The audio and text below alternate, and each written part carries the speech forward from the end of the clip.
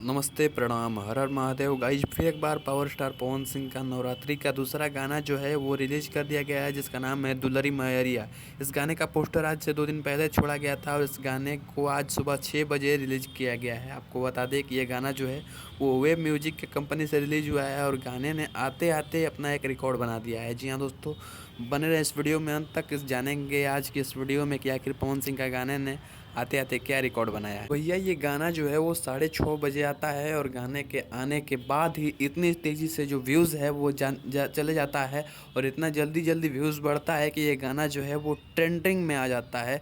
और गाने रिलीज होने के बाद ही कुछ देर बाद जो गाना है वो ट्रेंडिंग में अपनी जगह बना लेता है। आपको बता दें कि अभी ये गाना जो है वो म्यूजिक सेक्शन में 4 या 5 नंबर पे ट्रेंड कर रहा है इस वक्त जब मैं वीडियो बना रहा हूँ। हो सकता है कि आप जब इस वीडियो को देख रहे होंगे तब तक बढ़ भी गया हो। गाने में जो है एकदम भक्ति भाव से काम किया गया है, एकदम श्रद्धा से काम किया गया है, क्योंकि जो गाना है वो एकदम भक्ति फील कराता है। आप इस गाने को एक बार सुन के देखिए।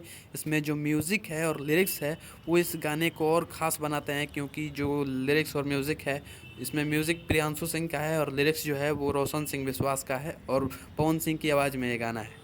गाने के फीचरिंग में आपको चांदनी सिंह दिख जाएंगी जो, और गाना जो है उसमें जो म्यूज़िक इस्तेमाल किया गया है उसमें कुछ कुछ पुराना म्यूज़िक भी डाला गया है। जब ये गाना स्टार्टिंग में बजता है तो जैसा लगता है कि माई डोली चढ़ी चलली, वो वाला गाना जो पवन सिंह का था वो गाना स्टार्ट हो रहा है। लेकिन इसके बाद जो है म्यूज़िक चेंज होता है और फिर इस गाने का जो धुन है वो असली धुन स्टार्ट होता है।